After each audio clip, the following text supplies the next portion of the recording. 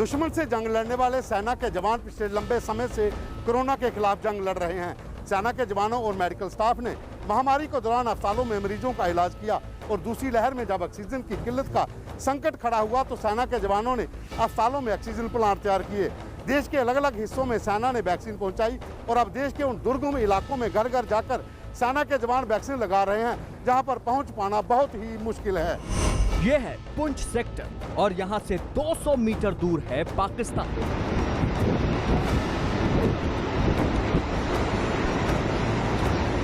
पत्थर पर लिखी ये चेतावनी आगाह कर रही है कि दुश्मन बहुत करीब है।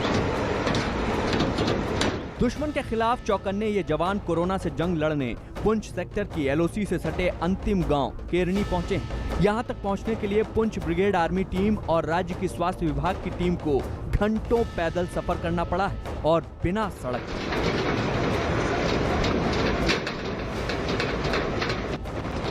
दुर्गम पहाड़ी इलाके, बड़े बड़े पत्थर, नदी नाले, यही पुंछ सेक्टर की एलओसी से सटे अंतिम गांव केरनी तक पहुंचने का रास्ता है। इस जमीन पर चलना आसान नहीं है। ऊंचाई वाले इलाके में ऐसी चढ़ाई सांस फुला देने वाली होती है, लेकिन जवानों के हौसले पर्वत से भी ऊंचे हैं। हाथों में हथियार हैं और साथ में हैं कुछ खास डिब्बे जिनमें है कोरोना की वैक्सीन। दुश्मन पर पैनी नजर रखने के साथ साथ इनका मिशन है वैक्सीनेशन। लेकिन टीका लगाने से पहले यह भी तय करना है कि पाकिस्तान की तरफ से कोई गोली चले तो उसकी जवाबी कार्रवाई के लिए तैयार रहें।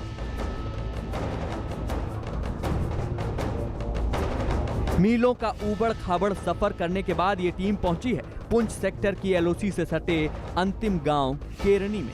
कई किलोमीटर की चढ़ाई के बाद जम्मू कश्मीर में पाकिस्तान से सटे बॉर्डर के इलाके केरनी गांव में सेना के जवान पहुंचे और यहां पर कैंप लगाकर लोगों को कोरोना की वैक्सीन दी गई। गांव के लोगों ने सेना का शुक्रिया अदा किया। गांव में वैक्सीनेशन कैंप लगाया गया और पीपीई किट पहनकर स्वास्थ्य कर्मियों ने गांव वालों को टीके लगाए। यहाँ भारतीय फौज का बहुत शुक्रगुजार हैं।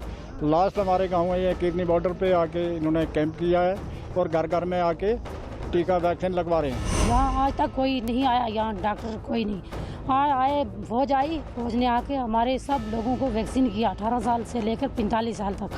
हम बहुत फौज के शुक्रगुजार हैं, डॉक्टर साहब के भी शुक्रगुजार हैं बहुत।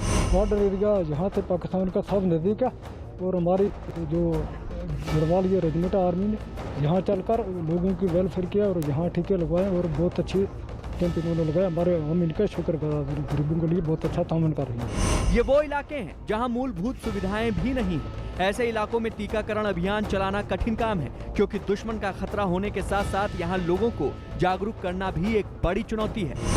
बहुत अवेयरनेस कैंप्स किया है, डोर टू डोर जाके लोगों को अवेयर किया है and we have distributed all the covid awareness pamphlets and everything.